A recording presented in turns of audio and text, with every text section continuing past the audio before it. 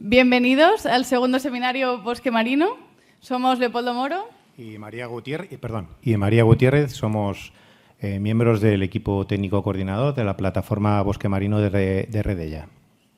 Muchas gracias por estar hoy aquí. Estamos muy emocionados de poder inaugurar la segunda edición de este punto de encuentro que iniciamos el año pasado en la Bahía de Pollensa. Y para ello hemos intentado diseñar, para estos 2 días de seminario, una agenda en la que se desarrollen y analicen las principales temáticas, las temáticas clave, aspectos de gobernanza, aspectos normativos, de tendencias, de retos y oportunidades. Para conseguirlo, en ese sentido, vamos a analizar recursos, aspectos de implicación social, implicación territorial, ciencia, pero sobre todo voluntades, lo más importante de todo, voluntades. Esperamos que cada sesión os despierte muchísimo interés y nos haga reflexionar y nos motive a la llamada a la acción conjunta. Creemos que la suma de esfuerzos, tanto individual como colectivamente, tiene que provocar el cambio, un cambio real y generar ese impacto positivo en nuestros mares y océanos que sufren serios problemas hoy en día. Y, por supuesto, lógicamente queremos que os unáis al reto y para ello que comience el seminario. Damos la bienvenida a Maite Vela, delegada regional de Redella en la Comunidad Valenciana y la región de Murcia. Por favor, Maite.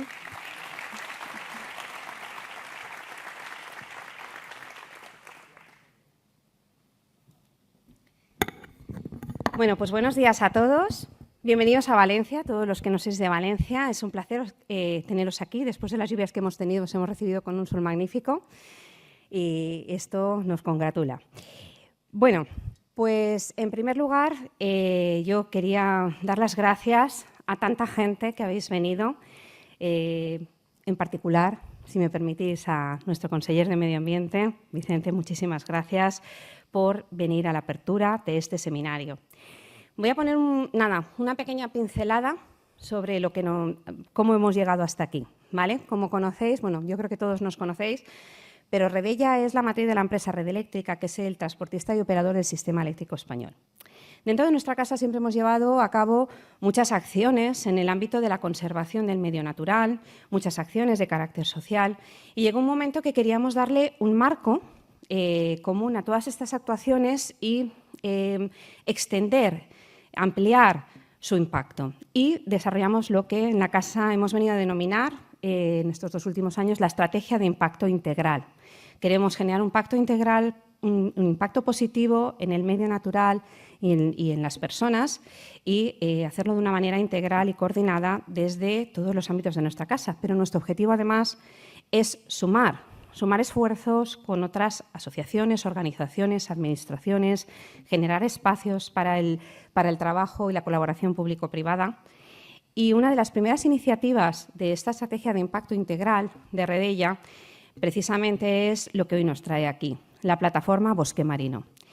La plataforma Bosque Marino tiene una misión bastante clara, muy objetiva, pero bastante complicada, y para eso necesitamos construir alianzas estratégicas. La misión es impulsar iniciativas de conservación y de restauración de los ecosistemas marinos con alto valor ecológico. Siempre acompañada, todas las iniciativas que se pongan en marcha, siempre acompañados del brazo científico, es decir, no hacer por hacer, sino hacer validando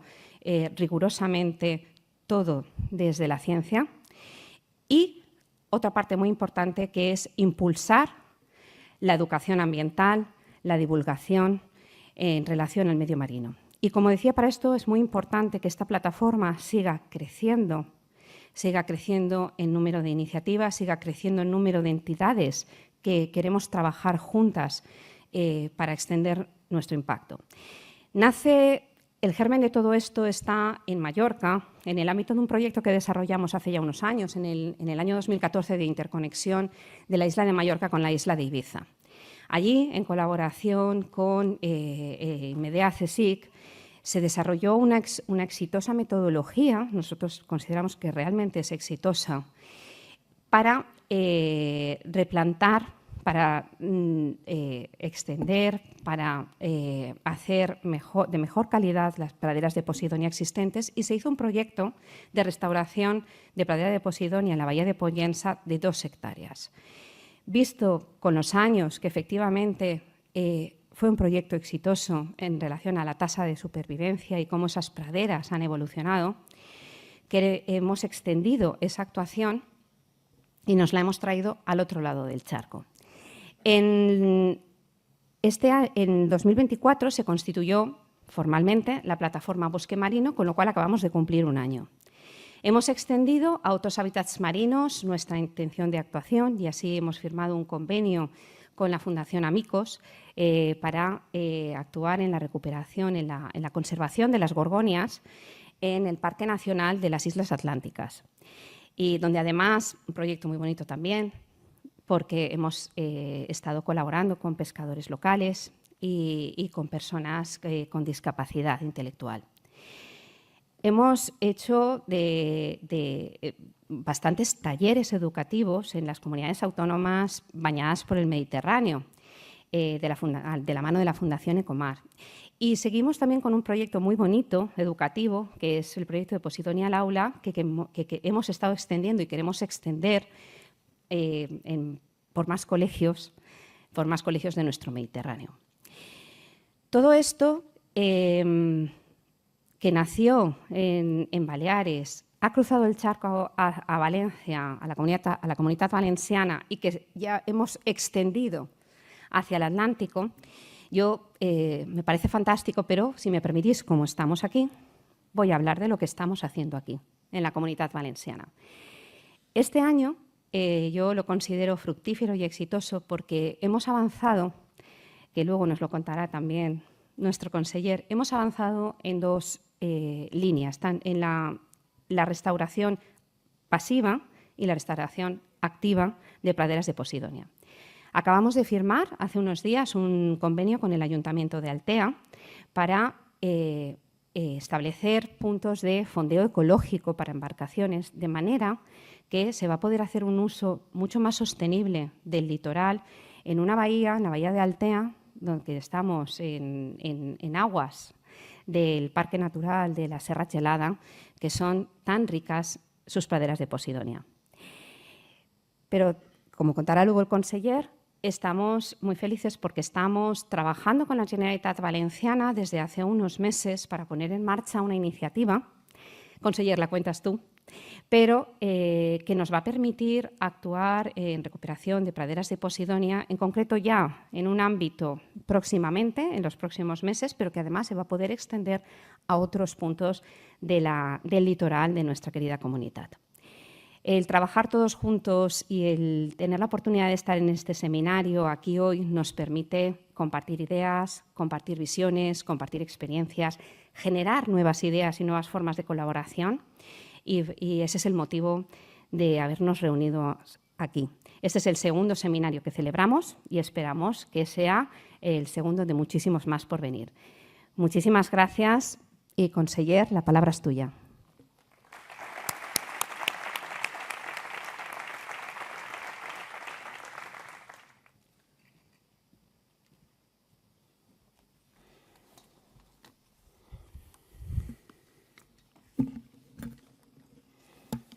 Bueno, gracias, Maite. Ya he temido por algún momento quedarme sin nada que decir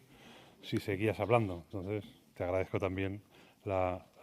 oportunidad de dejármela, como se suele decir coloquialmente, votando. Bueno, delegada regional, secretario autonómico de Medio Ambiente, que también nos acompaña hoy, director general de Medio Natural y Animal,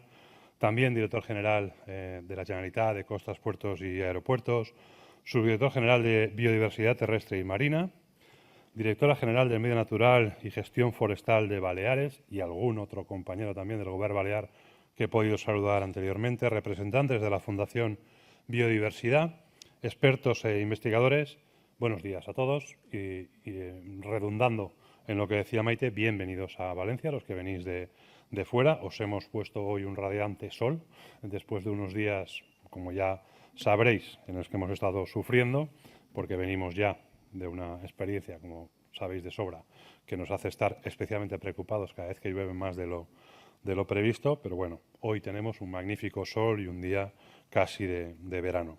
Es un honor poder participar en la inauguración de estas jornadas, en la que nos volvemos a encontrar con Redella en un entorno, pues como podéis ver, emblemático, muy especial para nosotros, para la ciudad de Valencia, que es este Oceanographic, y también especialmente esta sala Mar Rojo. Hace unos meses aquí precisamente nos dimos cita para abordar con responsables de otras comunidades autónomas del Mediterráneo la importancia de plantear una alianza para la conservación de un tesoro común, la Posidonia oceánica. Como ya en aquella ocasión tuve ocasión de exponer, la Posidonia no es solo una planta marina, es un auténtico pulmón azul, que contribuye, entre otras cosas, a mitigar el cambio climático, que también protege nuestras costas frente a la erosión, algo que nos preocupa y que nos quita el sueño especialmente a las personas que más cerca viven del mar, que también mejora la calidad de nuestras aguas y que constituye refugio y alimento para una extraordinaria biodiversidad. Por tanto, es un latido verde del mar que compartimos y cuya preservación se ha convertido en una prioridad estratégica en la Comunitat Valenciana. Conscientes de ese valor, la Generalitat ha impulsado un marco normativo pionero, así lo entendemos nosotros, que nos sitúa a la vanguardia en materia de protección del litoral. Quiero subrayar especialmente la Ley de Protección y Ordenación de la Costa Valenciana, que hace unos pocos meses que aprobamos, que para nosotros es un hito histórico en la defensa también de nuestro patrimonio natural, porque no solo esta ley ordena y protege nuestro litoral, sino que introduce medidas específicas para la conservación y recuperación de la Posidonia oceánica y otras fanerógamas marinas. Gracias a esta norma, la Comunitat Valenciana cuenta con un escudo legal frente a los impactos más graves, la erosión, los fondeos irregulares, la contaminación o la retirada indiscriminada de arribazones en nuestras playas. Con la nueva ley, la Posidonia queda preservada como un recurso estratégico esencial para el equilibrio de nuestros ecosistemas y la calidad de vida de nuestras ciudades costeras. Junto a esta ley, también desarrollamos el Decreto de Conservación de Fanerógamas Marinas y programas específicos como el Respira Posidonia completan una estrategia integral de protección, demostrando así lo que decía, que nos preocupa y mucho proteger ese patrimonio natural, ¿no? En particular, ese programa, el Respira Posidonia, que impulsa la Generalitat, ofrece a las empresas una herramienta innovadora para reducir su huella de carbono desde el mar, vinculando la conservación de la biodiversidad marina con los objetivos de neutralidad climática de 2050. Pero ese reto no puede afrontarse únicamente desde la Administración. Maite lo decía, es esencial y es también una línea que pretendemos explotar, no solo explorar, sino explotar, que es la colaboración público-privada. Es clave para garantizar resultados sólidos y sostenibles, duraderos en el tiempo. La protección de la Posidonia exige la unión del conocimiento científico, de la innovación empresarial y también, por supuesto, el respaldo institucional. Y un ejemplo de ello es una reciente presentación de una metodología innovadora para calcular la absorción de CO2 mediante la restauración de praderas de Posidonia en la Comunitat Valenciana, que hemos impulsado junto a la empresa Absorbe CO2 en colaboración con universidades y centros de investigación. Esta herramienta permitirá registrar proyectos de carbono azul en el Registro Valenciano de Iniciativas de Cambio Climático, generando créditos de carbono que no solo compensen emisiones, sino que financien directamente nuevas acciones de restauración. Estamos, por tanto, ante un ejemplo más de cómo la Generalitat, con la herramienta que supone la norma y con la Ley de Protección de la Costa que mencionaba como pilar fundamental, y con el sector privado, genera capacidad de innovación e inversión para converger en una estrategia común que impulse una auténtica economía azul en la Comunitat Valenciana. Y el proyecto en el que me apuntaba Maite, el que empezamos y que hemos puesto muchísima ilusión junto con Red Eléctrica, es ese proyecto piloto en Serra Chelada. Es un proyecto que vamos a impulsar para plantación de nuevas praderas de Posidonia en el entorno de Serra Chelada. Un proyecto que representa fielmente nuestra forma de entender la sostenibilidad, fruto de una colaboración público-privada entre la Administración, la Generalitat Valenciana, Redella y Red Eléctrica. El proyecto nace de una convicción clara, que es que la protección de la Posidonia oceánica y de los hábitats marinos litorales no es solo una responsabilidad ambiental, sino también un compromiso con nuestra identidad mediterránea. La Posidonia es identidad mediterránea y también es bienestar de generaciones futuras y también una manera de cumplir con nuestros compromisos climáticos. Desde la Generalitat hemos asumido un papel activo en este convenio, porque creemos que el liderazgo público debe ser motor y garantía de rigor. Por ello nos corresponde designar las zonas de actuación, aportar medios materiales y humanos, velar por el cumplimiento de la legalidad, por supuesto, y coordinar las actuaciones en los espacios naturales protegidos. Y el primer ejemplo de ese compromiso será el Parque Natural de Serra Gelada, que es un enclave, para los que no lo conozcan, emblemático, donde se desarrollará la restauración activa de áreas degradadas de Posidonia mediante técnicas científicas avaladas por el IMEDEA y por CSIC. El proyecto no se limita a una acción puntual de recuperación, no es una actuación única. Incluye un plan integral con fases de prospectiva, recolección, cultivo, plantación y seguimiento durante al menos 5 años. No es una acción puntual, es un programa. Con ello pretendemos asegurarnos el éxito a largo plazo y además incorpora medidas de vigilancia y fondeo ecológico, como ya también ha apuntado Maite, para garantizar la sostenibilidad del esfuerzo realizado. Este proyecto es un ejemplo de colaboración público-privada. Redella y Red Eléctrica aportan financiación, innovación y experiencia y al mismo tiempo se implican en acciones de sensibilización y de educación ambiental. Este esfuerzo conjunto refleja una visión compartida, que es la de conservar el medio marino y que esa tarea no es exclusiva de la Administración pública, sino un desafío común que requiere sumar fuerzas, conocimientos y recursos. El impacto y el valor añadido de esta acción son evidentes y enumero algunos de ellos en los que supongo que todos convendréis. Contribuimos a la conservación de la biodiversidad marina recuperando un ecosistema de altísimo valor ecológico. También actuamos creando sumidero natural de carbono, reforzando la lucha contra el cambio climático desde lo local hacia lo global. También generamos conciencia ambiental y participación ciudadana, acercando a la sociedad al valor de nuestro patrimonio natural. No se puede apreciar, no se puede proteger. La gente no entiende que protejamos lo que no conoce en qué consiste. Impulsa también la innovación y la cooperación con la comunidad científica, asegurándonos así que cada paso esté respaldado por evidencia y por buenas prácticas. Y refuerza, en lo que tiene que ver con nuestra identidad, la identidad mediterránea en la Comunitat Valenciana, refuerza esa identidad porque la Posidonia está vinculada históricamente al mar como fuente de vida, cultura y desarrollo. Así lo vivimos desde que nacemos en la Comunitat Valenciana y en todas las regiones mediterráneas y así debe seguir siendo también para las futuras generaciones. Por tanto, estamos ante un convenio que es más que un acuerdo técnico, un acuerdo de colaboración entre instituciones. Es una alianza por el futuro. Representa un modelo de cómo debemos abordar los retos de sostenibilidad en el siglo XXI, que es con visión estratégica, con cooperación entre administraciones, sector privado y ciudadanía y, sobre todo ello presidido por un compromiso firme con nuestro entorno. El bosque marino de la Comunitat Valenciana simboliza lo mejor de nuestra forma de entender el progreso. Crecimiento con responsabilidad, innovación con respeto a la naturaleza y acción conjunta con sentido de territorio. La Generalitat Valenciana seguirá impulsando este tipo de proyectos, convencida de que la protección de nuestro mar es también la mejor inversión en nuestro futuro. La protección de la Posidonia no es solo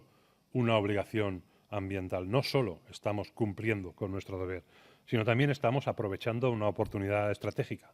oportunidad para reforzar nuestra resiliencia frente al cambio climático, para atraer, por qué no decirlo, inversión sostenible, para generar empleo de calidad y posicionar a la comunidad como referente internacional en conservación marina. Son objetivos perfectamente compatibles y perfectamente sobrellevables. La Generalitat demuestra también su compromiso con su conservación. Esa ley de costas a la que me refería es la garantía de que la Posidonia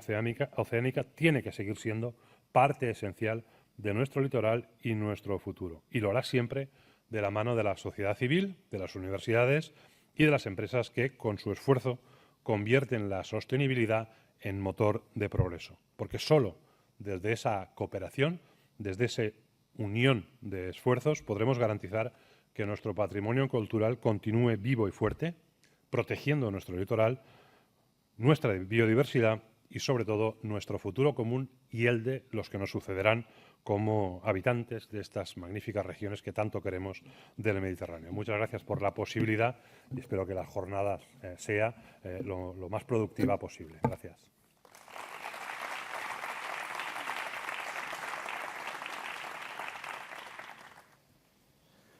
Muchísimas gracias, conseller, por la fantástica exposición. La verdad es que como plataforma Bosque Marino sacamos una conclusión. Hemos hecho bien, hemos acertado en venir a Valencia, en estar con la Generalitat Valenciana trabajando en este apasionante proyecto. Es verdad que desde 2014, desde esa iniciativa que fantásticamente también ha contado nuestra delegada, con el hábitat de Posidonia oceanica tenemos el foco puesto. Ahora estamos trabajando en desarrollar otras ciencias y otros proyectos en otros hábitats fundamentales en el medio marino, pero la verdad es que no se ha podido contar mejor y bueno, lo podemos incluso tratar como una primicia, ¿no?, para este seminario, para empezarlo de una manera fantástica. Muchas gracias de nuevo. Bueno, pues a continuación os vamos a proyectar el vídeo divulgativo de la plataforma Bosque Marino de Redella, donde de nuevo vais a poder ver todas las acciones que nos ha adelantado también nuestra delegada. Este vídeo va a residir también, por comentaros, es otra primicia, en la web del proyecto, en la web de la plataforma. Una web dedicada, una web propia que Redella ha diseñado para que la utilizamos como lugar de encuentro, lugar de intercambio, para los usos que efectivamente el público en general, como cualquier web abierta, puede utilizar. Esperemos que sea un lugar de encuentro y que la podamos disfrutar todos al máximo y vaya creciendo como la propia iniciativa. Os ponemos el vídeo. Gracias.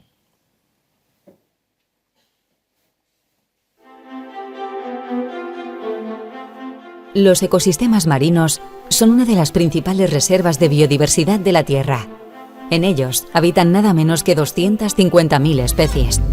Son fundamentales para nuestra supervivencia. Capturan el 26% de nuestras emisiones de dióxido de carbono y además nos proporcionan la mitad del oxígeno que respiramos. Sin embargo, son muchos los peligros que amenazan estos ecosistemas. Frente a ellos, nace la plataforma Bosque Marino de Redella, una iniciativa estratégica para impulsar su conservación y restauración de aquí a 2030, en línea con los objetivos fijados por la Unión Europea. En España contamos con una joya: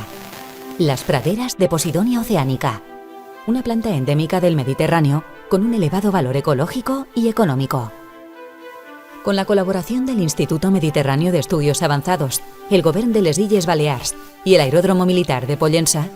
Redella, a través de su filial Red Eléctrica, ha restaurado 2 hectáreas de Posidonia en Mallorca y ha desarrollado una exitosa metodología de recolección y plantado, un proyecto que ha sido premiado internacionalmente. La plataforma Bosque Marino quiere ampliar el alcance de esta experiencia y para ello centra sus esfuerzos en la restauración pasiva y activa de hábitats marinos prioritarios y en educar y sensibilizar sobre la necesidad de cuidar nuestros ecosistemas marinos. En este sentido, de la mano de nuestro aliado, la Fundación Ecomar, se organizan talleres educativos que acercan el valor de la Posidonia a los más pequeños. Además de Ecomar, con más de 25 años de trayectoria cuidando nuestros mares y océanos, está al frente de una iniciativa para recuperar en torno a 3 hectáreas de Posidonia en la cuenca mediterránea con la cofinanciación de los fondos europeos del programa Pleamar. Por otra parte, en colaboración con Amicos, asociación que trabaja en la integración de personas con discapacidad intelectual, la plataforma Bosque Marino ha iniciado su primera experiencia en restauración de borgonias en el Parque Nacional Marítimo Terrestre de las Illes Atlánticas. El propósito es seguir sumando esfuerzos para maximizar el impacto en la conservación de los ecosistemas marinos.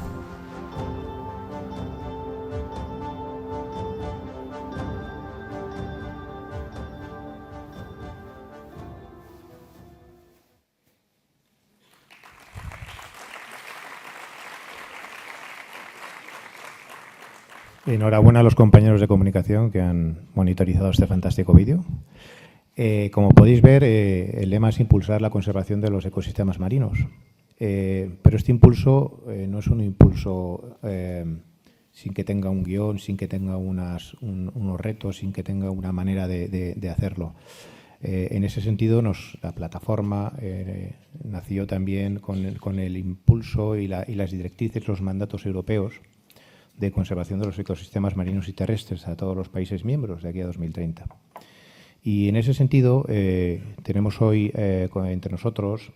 a Fernando Madaleno, su director general de Biodiversidad Terrestre y Marina del Ministerio, aparte de profesor de la Universidad Politécnica, ingeniero Montes, que nos va a desarrollar, nos va a contar el resultado, cómo se está desarrollando ese objetivo de conseguir tener un plan nacional de restauración marina y terrestre para que todos los actores que buscamos este reto compartido tengamos también ese punto de encuentro y esa referencia normativa. Fernando, cuando quieras, muchas gracias.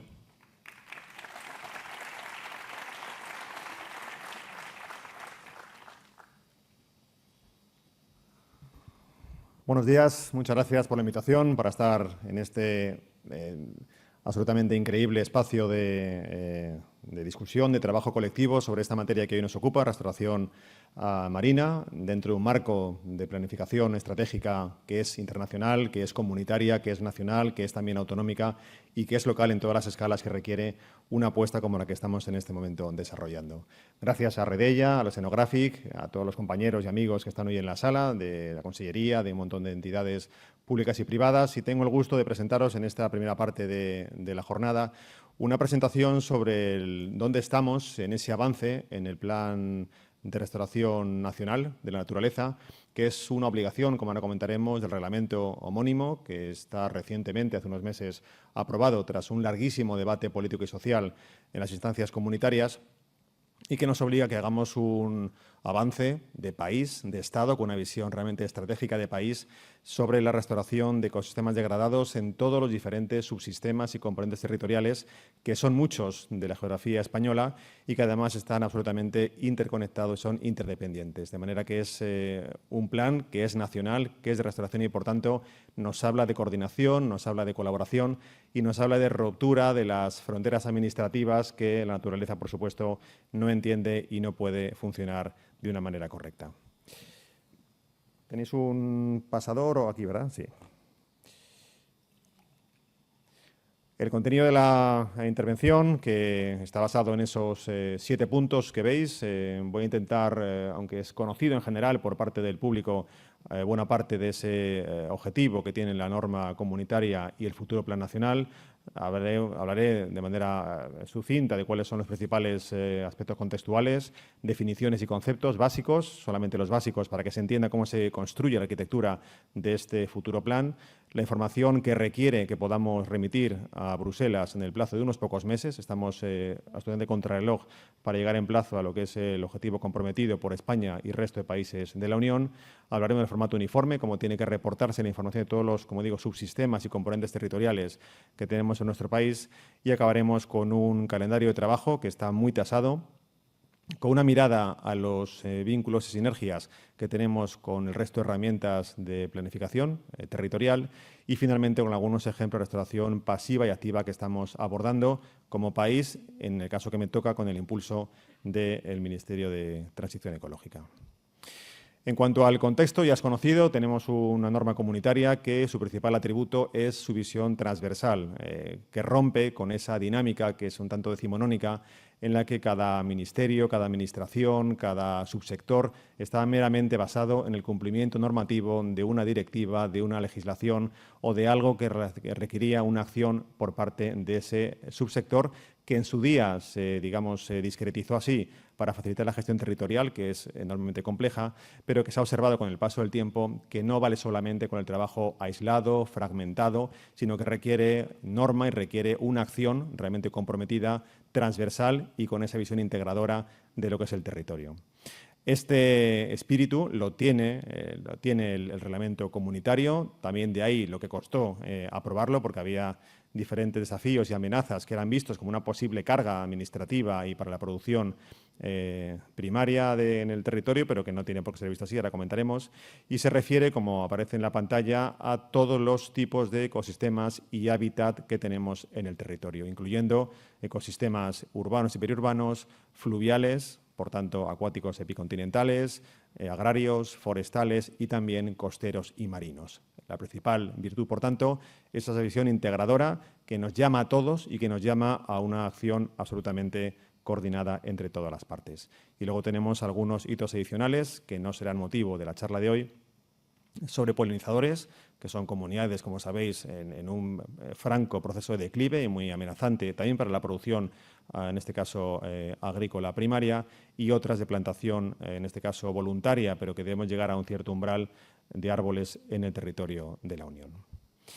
De fondo, igualmente, hay un concepto que está absolutamente presente ahora en todos los foros internacionales y también en Europa y poco a poco en España, que es el concepto Nexus, el concepto nexo, que es el concepto de integración de políticas para justamente orientar la acción del manejo del territorio hacia una desfragmentación de las culturas clásicas que se han basado en cada uno trabajando en la parte que competencialmente, por formación, por cultura, por tradición, le tocaba. Estamos observando, se conoce por parte de la ciencia que no podemos trabajar, por ejemplo, en cuestiones acuáticas sin trabajar en la cuenca vertiente, una visión de hace ya mucho tiempo que es conocida, pero tampoco tiene sentido el trabajo en el mar si no hay una conexión tierra-mar adecuada, y en eso estamos totalmente verdes a nivel de todo el mundo, en España en particular. No tenemos una rutina de trabajo que acerque la gestión en tierra con la gestión en el mar, y el mar bebe y vive de los nutrientes, de la sílice, de un montón de elementos orgánicos e inorgánicos que son los que determinan la productividad también del recurso natural en la zona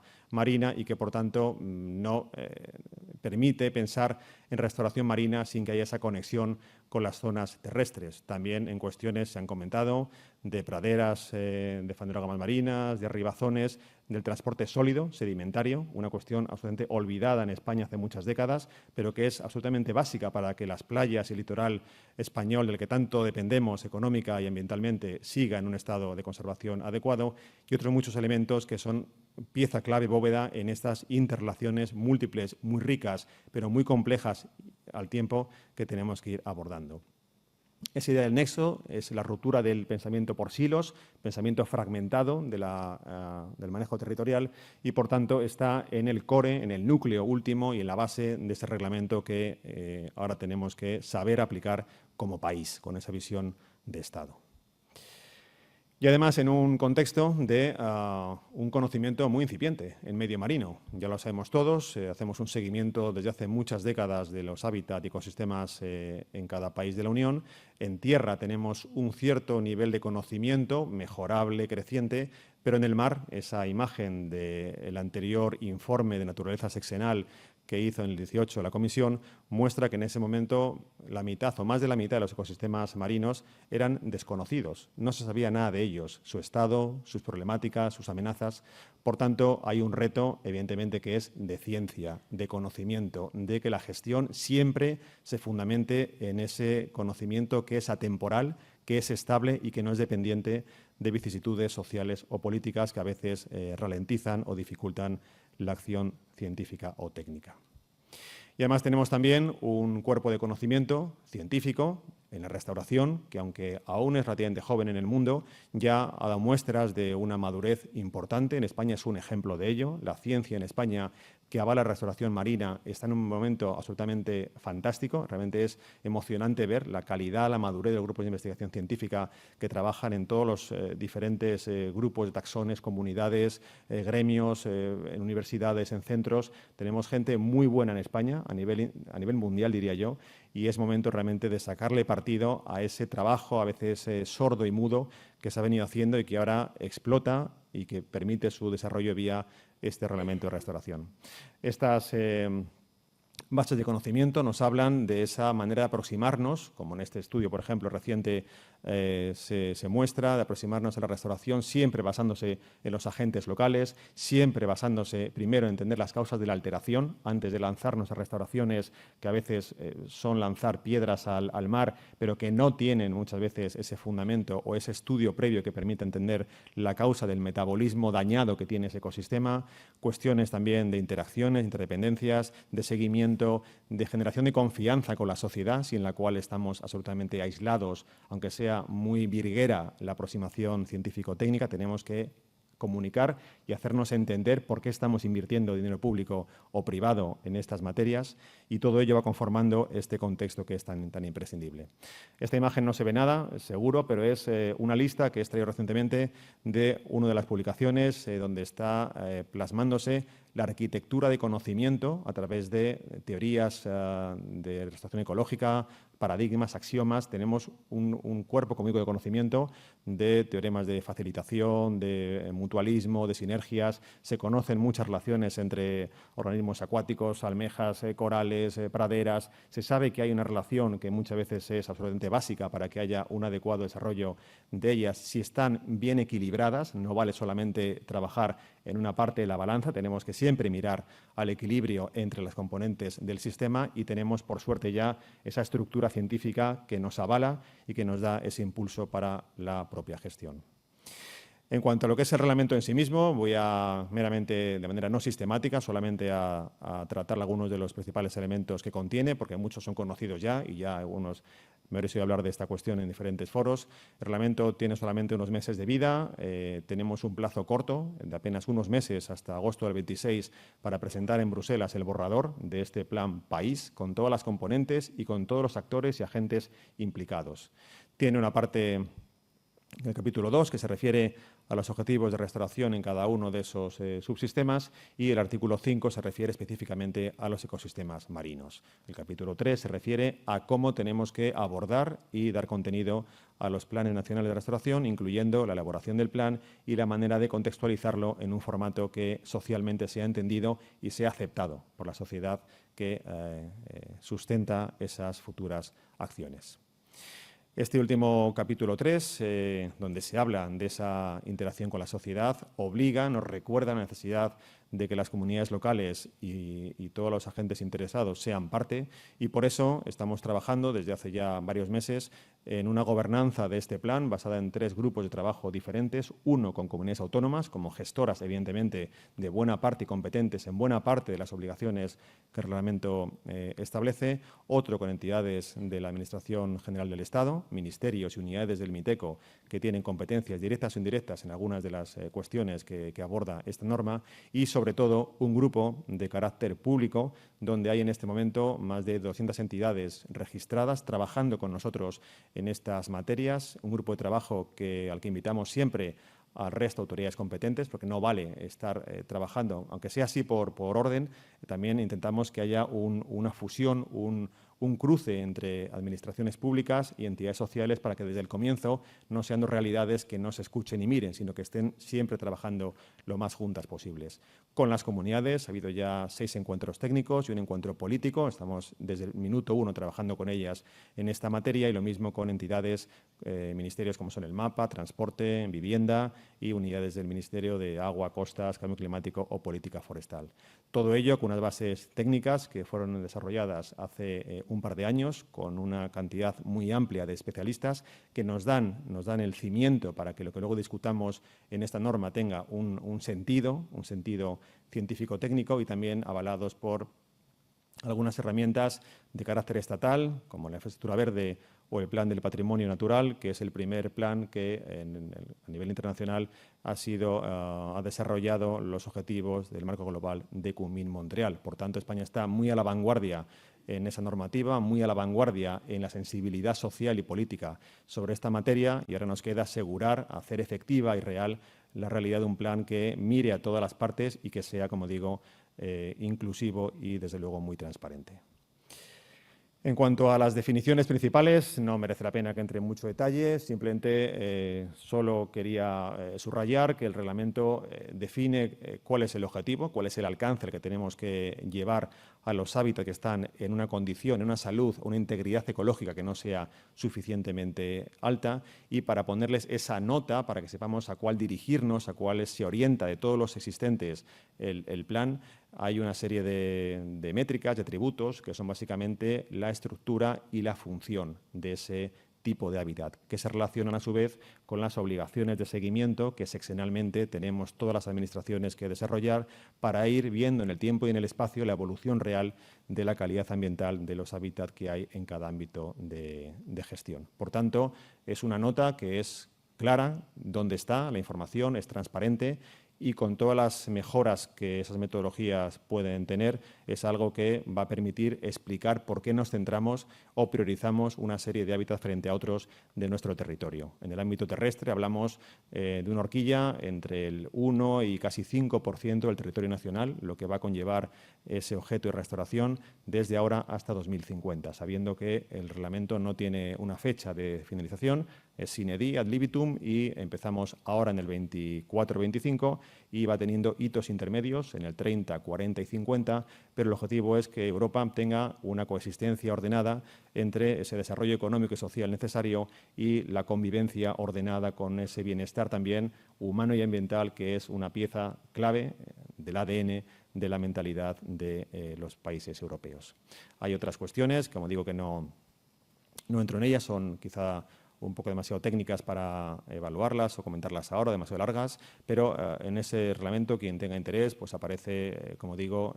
la nota de corte, el objetivo, hacia dónde dirigir la restauración, y no solamente en cuanto a calidad de lo que queda, sino incluso también en recuperación de áreas de referencia favorables que en el pasado permitieron sustentar determinados hábitats y que se han ido degradando por las acciones generalmente antrópicas. Y en el caso del mar es una clara evidencia. Tenemos que trabajar mucho en zonas degradadas donde, por ejemplo, las praderas, las matas de Posidonia o de otros fanerógamas, cebadales y otras especies están en franca regresión debido a actividades humanas, y tenemos que saber aplicar medidas correctoras, medidas compensatorias, preventivas y también de comunicación y sensibilización social para que eso no ocurra y que revirtamos la tendencia, dado como decía el conseller, que hay en esas praderas un número de servicios ambientales tan grande para todos los diferentes aspectos de la sociedad que no podemos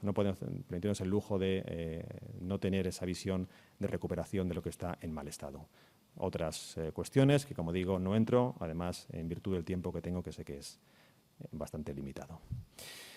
Bueno, en cuanto a cuál es el objetivo como he dicho antes, temporal y espacial, bueno, pues sin entrar en muchos detalles, lo que marca la norma europea es una relación de los grupos de tipos de hábitat que deben ser motivo principal, prioritario de la restauración, que están listados en un anejo de ese reglamento, que en el caso de los grupos 1 a 6, de los tipos EUNIS,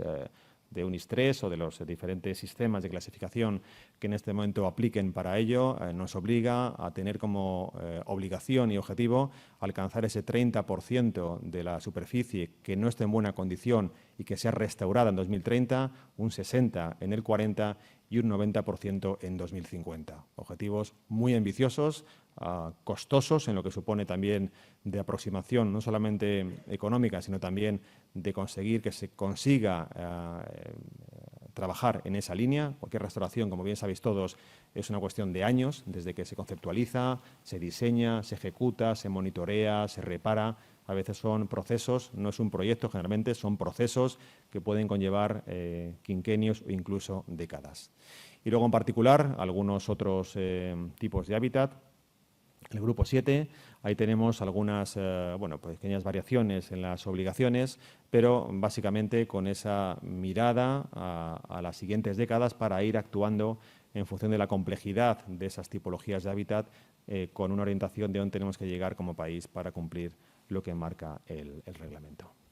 Eso en cuanto a restauración de hábitat. Luego tenemos el restablecimiento, que es ese retorno a las áreas de referencia donde entendemos que deberíamos conseguir la recuperación de esos hábitats donde han sido degradados o absolutamente ya eliminados. Y aquí igualmente se está trabajando para ir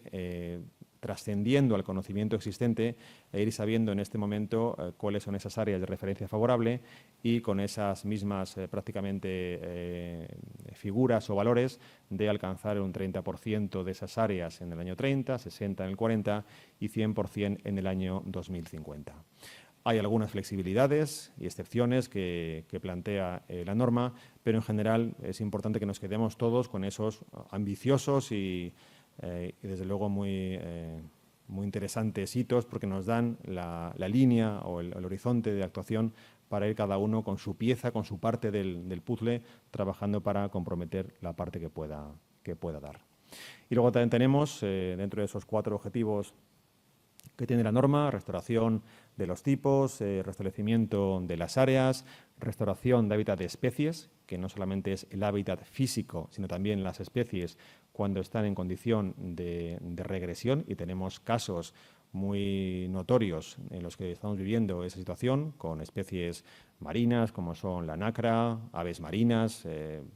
pardelas, cormoranes, ya sabéis, un amplio número de especies, pero no solamente. Hay caballitos, hay un montón de especies en las que hay una situación que es francamente mejorable, alguna especie de cetáceos también en el litoral español, y también tenemos que garantizar que esos hábitats que soportan especies alcancen igualmente en unos plazos determinados una cantidad y calidad suficientes.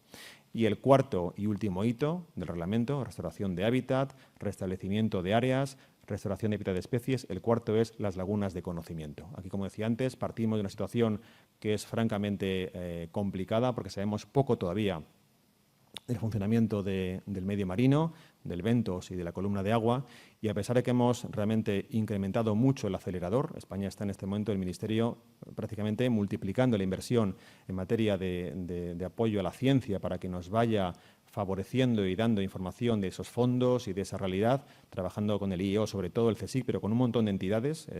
no solamente el IEO, pero con el IEO muy centrados en que nos vayan aportando información de calidad, como hacen, y robusta,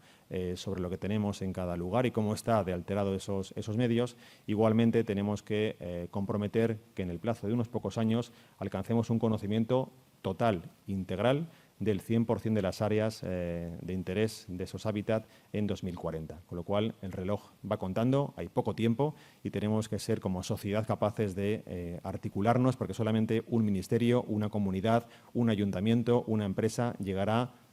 más bien cerca. Entre todos llegaremos, creo, mucho más lejos y hay que tener como esa mentalidad país, como digo, incluso bajo el ruido existente en muchos momentos e incluso a pesar de vicisitudes políticas que a veces meten un ruido que no aporta en esta materia.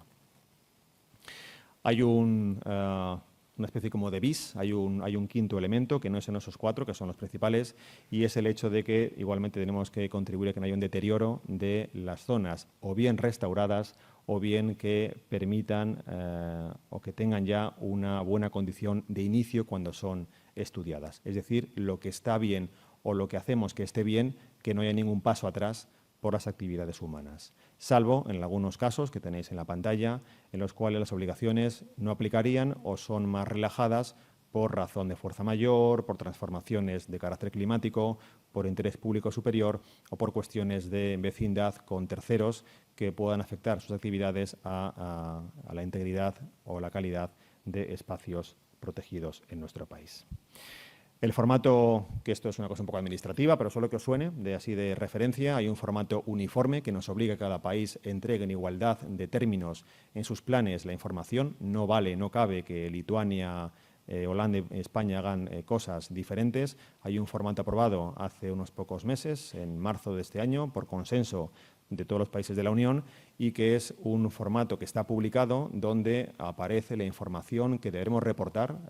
como Estado para tanto la parte caracterizadora descriptiva de lo que he ido mencionando como los objetivos de mejora del hábitat, de las especies, del área y del conocimiento, y finalmente las medidas, que es quizá lo más el corolario, la parte más magra de todo este proceso y también más compleja, armonizar medidas con el consenso necesario de todas las partes implicadas. Esta parte de medidas tienen que estar basadas en establecer medidas concretas, en emplazamientos concretos, en calendarios concretos. No vale decir haré, trabajaremos por, tiene que ser en tal hábitat, con tales topologías, tiene que haber una identificación de las superficies, de las coordenadas y de las medidas planteadas para que se pueda alcanzar en un plazo determinado los objetivos y dianas que he comentado anteriormente. De manera que esta parte de las medidas requiere mucha labor de análisis previo de todas las partes competentes, tanto en aguas, como en el caso de las comunidades, que son de competencia suya, como son las aguas interiores, donde hay espacios contemplados, como en todo el resto del ancho mar, que es una cuestión que el Ministerio, en este caso, tiene esa competencia directa o exclusiva para fijar estos elementos, aunque sea, por supuesto, necesariamente en colaboración y consenso con el resto de entidades. La competencia, como decía antes, no nos dice que nos aislemos, nos dice que justamente que la responsabilidad no recae en asegurar la cooperación. No es una cuestión de generar fronteras donde no las hay, porque no las puede haber en ningún caso. Calendario de trabajo, como he dicho, el reglamento se aprueba en agosto del 24, después de 2-3 años de negociaciones durísimas, como yo nunca he visto en Bruselas, con un montón de partes interesadas y lobbies presionando para que hubiera modificaciones y flexibilidades en algunos aspectos. Finalmente se consigue, casi la noche antes, con el voto final de un país que es el que hace que la balanza caiga del lado de la aprobación, pero con mucha resistencia sociopolítica para que el reglamento vea la luz. A partir de ese momento hay como veis aquí, un proceso que nos lleva en agosto del 26, tras un proceso de participación que estamos desarrollando, nos deberá llevar a entregar los borradores de los planes, y luego tenemos un plazo de 6 meses para recibir la calificación de la Comisión Europea y otros 6 meses para que podamos revisar y corregir como país aquello que no esté en una situación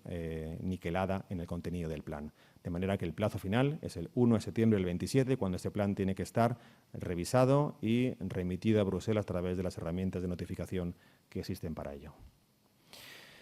Vínculos o sinergias, pues aquí yo quiero hacer también una especie de llamada especial. Claro, esto queda muy bien, restauración, es algo que gusta, que es apasionante, que suena a tocar, a ejecución, a obra. Es curioso, es chulo en zonas agrarias, en forestales, en urbanas, realmente también en lo marino, es algo atractivo al ojo del gran público, pero es de una complejidad extrema. Quienes restauráis o quienes gestionáis lo sabéis. Cada pasito en gestión y en restauración es un mundo, como decía antes, sordo, quedo, que está ahí, que por debajo de la mesa vas consiguiendo pequeñas alianzas, pequeños avances, hasta que finalmente ves la maquinaria entrar o cualquier otro elemento que ya sea indicativo de que se está trabajando. En el medio marino hay ya una planeación estratégica muy grande, no llegamos ahora de cero, llegamos después de décadas de un desarrollo de estas cuestiones en Europa y en España. Y tenemos que compatibilizar este reglamento con estrategias marinas que tienen sus ciclos, como sabéis, igual que pasa con los planes hidrológicos de cuenca, con los POEM, que ya sabéis que son los que zonifican la ordenación del espacio marítimo, con el plan de la RAMPE, la Red de Áreas Marinas Protegidas de España, el Plan Marítimo Nacional, el Plan Ribera contra la contaminación, en fin, un amplio conjunto de marcos donde ya hay mucha discusión con muchos agentes sobre planificación, por ejemplo, de eólica marina, de navegación, de pesquerías y otros muchos elementos, y también la componente recreativa, que es cada vez más y más inmensa. La atracción de la gente por el agua, por el mar, es absolutamente apabullante, como pasa con los ríos, también en el medio continental, y también supone quizá un estrés adicional a los gestores y al propio ecosistema para ver cómo equilibra esos intereses de una manera que nadie se quede a un lado y que todos piensen que están en igualdad de condiciones. Y ahora mismo eso no está pasando. Hay una pugna, hay un cierto canibalismo entre los sectores por ver quién puede y cómo seguir trabajando en zonas en las que hay un interés combinado de varios sectores que miran hacia el mar con esa vocación. En cuanto a vínculos, como he comentado antes, igual someramente, tenemos un marco en España, el Plan Estratégico Estatal del Patrimonio y la Biodiversidad 2030, que es el primero que hace suyo los objetivos del marco de Kunming, que básicamente donde nos interesa más es seguramente en ese objetivo del 30x30, la protección efectiva del medio marino en un 30% o más, y que de ese 30%, un 30 del 30, o sea, un 9 y pico, un 10%, sea protección estricta, lo cual, por supuesto, induce un ruido de cierta amenaza a algunos sectores y que tenemos que intentar explicar qué significa y cómo se puede garantizar. También hay mucho trabajo a nivel internacional en el tema del Tratado de los Océanos, que acaba de ser ratificado por más de 60 países, con lo cual ya va a ser efectivo en el plazo de pocos meses en todo el mundo. Y también en minería submarina, que aunque España no es un actor que tenga mucho interés económico, sí estamos trabajando fuertemente para que haya una moratoria en lo posible y una pausa precautoria para que no haya explotación marina hasta que no se garantice que la ciencia nos diga cuál puede ser el efecto de esa extracción de minerales de interés económico en zonas remotas de algunos océanos. En materia de planes de conservación, también querían no dejar de destacar que hay una actividad frenética por parte de la ciencia y de los gestores en la generación de planes a los que estamos obligados por ser especies vulnerables o en peligro de extinción, y tenemos planes aprobados o en marcha para especies tan emblemáticas como algunos cetáceos, como la marsopa, tiburones como el angelote en Canarias, la seva, lapas, pequeños cetáceos, aves marinas, tortugas, nácaras o fanerógamas marinas, donde hay, aparte de los decretos autonómicos, balear y valenciano, que son de tantísimo interés, como ha comentado el conseller, también tenemos un Real Decreto que está pronto a ver la luz, que busca dar una garantía a nivel de todo el Estado, una legislación básica estatal que asegure la protección de esas praderas que están distribuidas desde el Cap de Creus hasta el Estrecho, en el caso de Posidonia y otras especies en otros ámbitos geográficos, y que son, como se ha dicho antes, clave para la salud del ecosistema marino y, por desgracia, todavía no suficientemente protegidas y de manera uniforme en España. Queremos una visión de Estado en esto que permita que haya unos mínimos comunes y luego cada comunidad, por supuesto, que eleve hasta donde pueda en la parte que, como digo, a nivel geográfico territorial tiene competencia para hacerlo. Pero hay tanto espacio con praderas que ahora mismo no tiene esa figura normativa que estamos realmente trabajando mucho para que sea así, con el respeto necesario a todas las actividades humanas que hay en el ámbito marino. Así que todo este marco, este mare magnum, es donde estamos, donde marcamos el plan de restauración y siempre con esa columna de la derecha de la ciencia, para que la gestión esté siempre basada en esa visión de la realidad de lo que pasa, no en visiones más subjetivas, arbitrarias, que pueden estar más en manos de la técnica o de la política. Vínculos con tierra, decíamos antes, absolutamente esenciales y muy olvidados, hay que reconocerlo. Hemos trabajado históricamente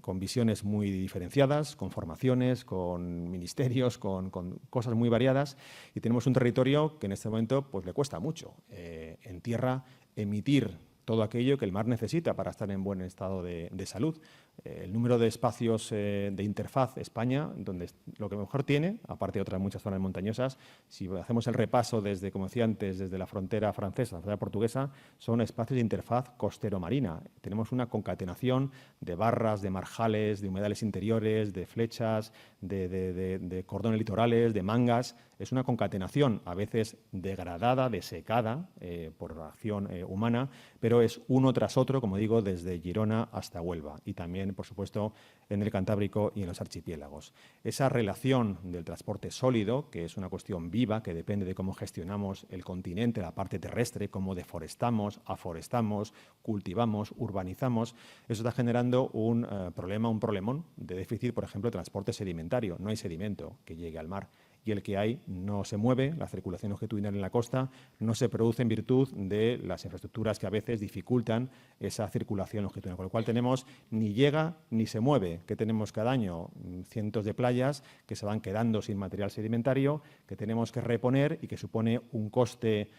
presupuestario y un coste administrativo inmenso para nuestro país. Habrá que seguirlo haciendo, pero no podemos olvidar quién nos prestaba el material, que no son las canteras cercanas, venía siendo ese marco continental que ahora está, eso que veis ahí, que parece, no sé qué parece, negro y rojo, son todos los obstáculos que existen en los ríos españoles,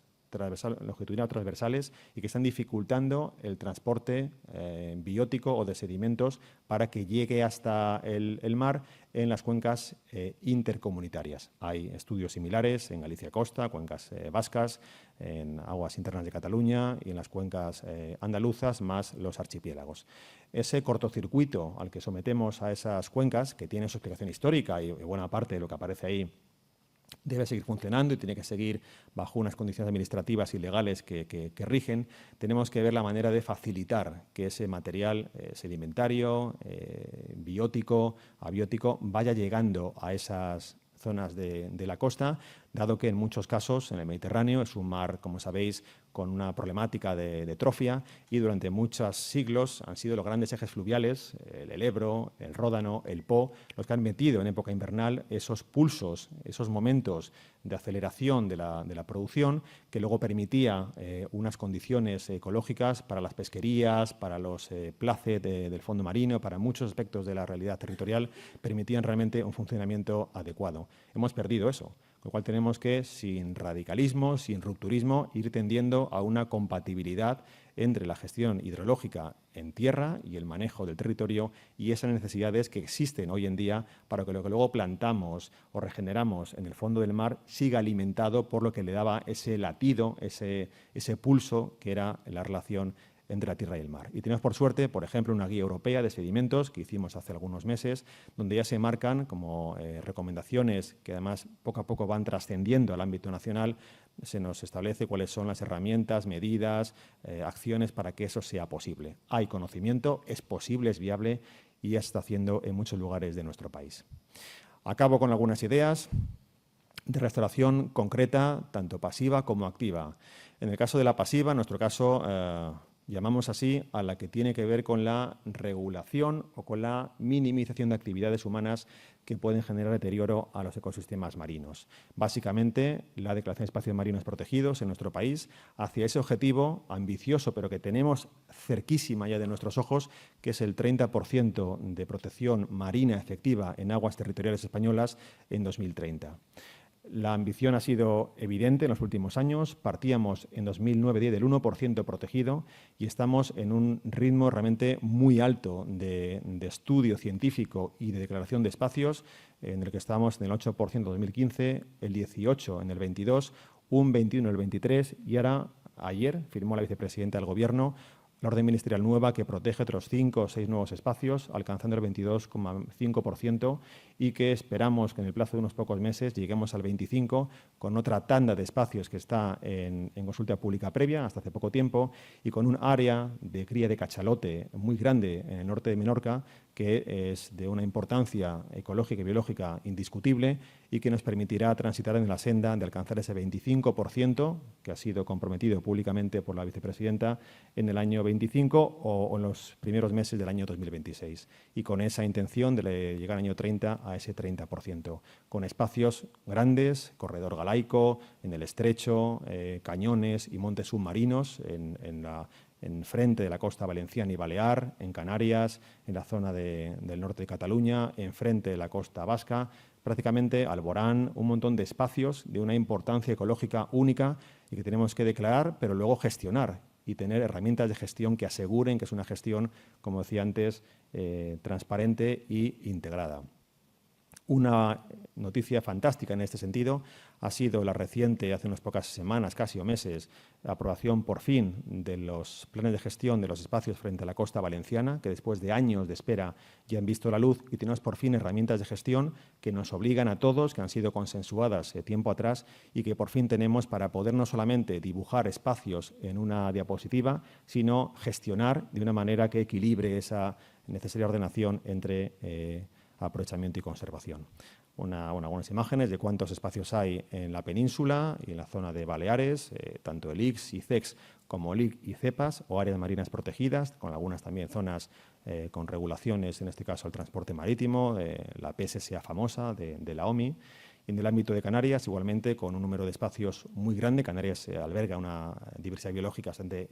espectacular y hay un número grande de espacios que se va a ir incrementando próximamente para que completemos todo el dibujo de la protección de esos espacios con una geomorfología que es evidentemente rica y que alberga nichos y ambientes que permiten el sustento de especies igualmente o hábitat de especial interés para la conservación.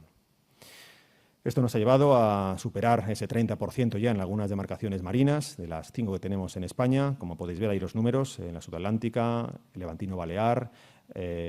Alborán Estrecho, en la Canaria estamos en esa senda y donde está un poquito menos alcanzados en la Noratlántica, pero estamos en ese proceso de igualmente incrementando para que haya también un equilibrio en la protección por demarcaciones marinas, que no es obligado, pero que evidentemente también es algo propio de una red que sea coherente e integrada.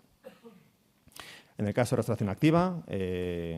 ya se ha hablado, solamente aporto una visión desde nuestra administración de lo que hacéis ya muchas administraciones en lo local y autonómico y también desde el punto de vista privado, y que es vital esos consorcios públicos-privados. Tenemos mucha labor en marcha para aportar campos de boyas ecológicas en zonas especialmente estresadas por la actividad de los amarres y fondeos, particularmente en la costa balear, murciana y canaria, con diferentes tecnologías en fondos arenosos o rocosos para asegurar que haya pues una estructura de anclaje, que tanto el ancla como el borneo de la cadena no induzca ningún tipo de problema en esas matas, dada su lentísima capacidad de recuperación si se consiguen recuperar algún día. Así que esos ejemplos que están en marcha son muy complejos a nivel administrativo, pero estamos en fase o acercándonos a poder llevarlos a cabo y que haya, pues, además, colaboración con las comunidades para que luego tengamos claro cómo se explotan, cómo se mantienen y que socialmente entiendan nuestro complejo puzzle político, que a veces es de difícil entendimiento. Científicamente, aunque somos jóvenes a nivel mundial en esta materia, hay publicaciones, hay literatura, hay experiencias. Se han comentado en Pollensa por parte de Redella, pero otras tantas que se van haciendo, las experiencias de Sierra Gelada, del Cap de Creus, de un montón de lugares en los que igualmente compartimos planta, que incluso producimos nosotros y que llegamos a acuerdos con esas entidades públicas. Estamos trabajando en nuestro caso igualmente con una clara intención de incrementar la capacidad de producción de planta, tanto para, en este caso de Posidonia, tanto para plantarla nosotros directamente en espacios marinos gestionados por el Ministerio, como para llegar a acuerdos de colaboración con entidades de investigación, públicas, privadas, y con procesos que hasta ahora han sido un tanto prueba y error y que estamos intentando estandarizar mediante ensayos, igual que se hace con ensayos de germinación, de dormición, de tantas cosas en semillas clásicas en tierra. Estamos intentando que esos procesos de captura, de recolección de semilla, de utilizar diferentes técnicas de fibras textiles para la primera implantación, la propia plantación individual o en matas o en bloques se vaya mejorando, y estamos en ese proceso prácticamente exponencial, cada año más y más recolección de semilla, más producción y más acuerdos con terceros.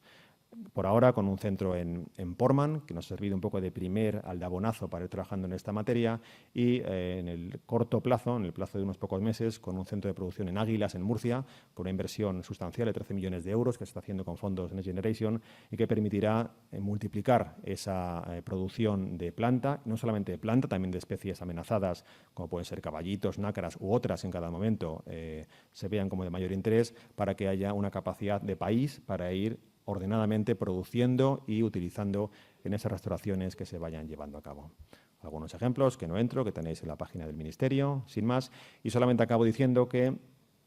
toda esta información, todo este seguimiento, conocimiento que vamos acumulando, tiene que estar en algún lugar plasmado. No vale que haya fragmentación del conocimiento, como no puede haberla a nivel administrativo o social, y para eso hace pocas semanas se ha construido y presentado el nuevo sistema de información del Ministerio de Biodiversidad, que es un hub, una referencia para que se pueda llevar allí toda la información de los seguimientos que haga cualquier entidad y promotor público o privado, y que igualmente pueda descargarse lo que le haga falta cuando haya cualquier proyecto que se tenga que desarrollar, incluyendo vigilancia ambiental y todos los trabajos tan arduos y tan ricos en información que desarrollamos como país. Bueno, pues este inventario, este sistema, va a tener tanto esta fuente de información como un repositorio de proyectos de restauración para que cualquier entidad pueda, cuando finalice o tenga hecho un proyecto, llevarlo, ingresarlo a través de una sede electrónica a este geovisor, para que España tenga por fin un geoportal donde se pueda ver lo que se ha hecho por parte de cada cual, y que podamos luego, cada 5 o 10 años, cuando toque reportar a Bruselas los avances en el plan de restauración, que podamos cuantificarlo rápidamente, saber cuántas hectáreas en zonas agrarias, forestales, marinas, urbanas o fluviales se han restaurado, cómo se ha hecho, y por tanto que Bruselas pueda fiscalizarnos bien y nosotros entregar bien esa información y socialmente contar a la gente cómo cada uno está aportando su semilla a este trabajo colectivo de alcanzar ese plan de restauración. Y nada más, dejo el buzón solamente referencia para cualquier duda en el futuro del equipo sobre los temas que he comentado, y encantado de hoy discutir cualquier cosa, y gracias de nuevo por la invitación. Muchas gracias.